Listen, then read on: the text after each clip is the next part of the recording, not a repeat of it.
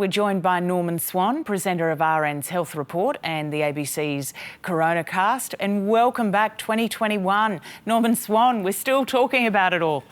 Yep. It's not going away anytime soon, unfortunately. Yeah. So on that question of the rollout, when, how, who gets it, what are the answers? Do we have them yet? Got some of them. We know who the priority groups are, starting with hotel quarantine workers, border people driving buses from the airports, frontline healthcare workers, aged care. Then it moves down to people who are older, who are frailer, and will continue in the aged care. They move down age groups, more people in healthcare, until it becomes more the general population later on in the year. So there are these priority groups, and what we do know is how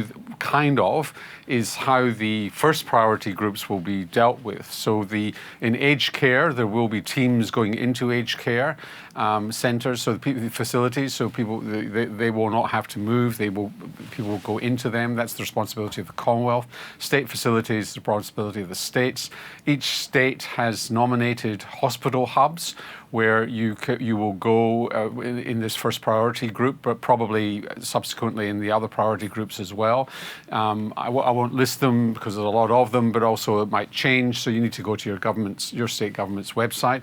There are not that many in Queensland actually at the moment, as far as I can see. But anyway, so the hospital hubs, because the Pfizer vaccine needs special care and attention, being at -70. But in fact, the high priority groups will start to get the Astra vaccine as well, because it's not entirely clear how the Pfizer vaccine, so it was great to see these crates coming off the plane yesterday, but whether or not there's going to be a steady flow of Pfizer vaccine, it's almost certainly going to be that there's going to be a mix of Astra and Pfizer coming through as time goes on. I think people thought it was only going to be Pfizer for the first phase, but it will be mixed. It will be mixed. Only 140,000 doses of Pfizer, which is great, which is a lot, but of course it's a fraction of the population. The government insists that all of us will be vaccinated by October, or that's its intention. Is that, in your view, I guess, a slightly ambitious target? Well, it doesn't need to be. I mean, low-income countries are used to mass vaccination. You can outbreak of rabies, epidemics. They can vaccinate hundreds of thousands, millions of people very, very quickly. Football fields and so on. You've seen what they're doing in the United States. It is possible to mass vaccinate large numbers. Much easier with the Astra vaccine, which doesn't need anything more than a fridge. But they are doing that in football fields in the United States with the Pfizer vaccine and the Moderna vaccine. So it is possible to do that. What's not entirely clear is exactly how it's going to be rolled out. And for example, if you look at Israel, people are actually contacted.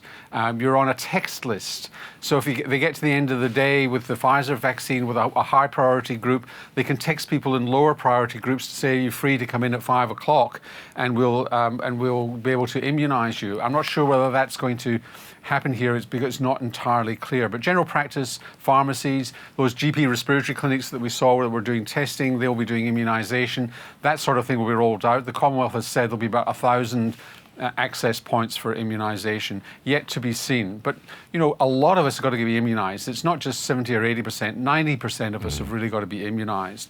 This is the year of turning COVID-19 into the common cold, and both those vaccines will do that.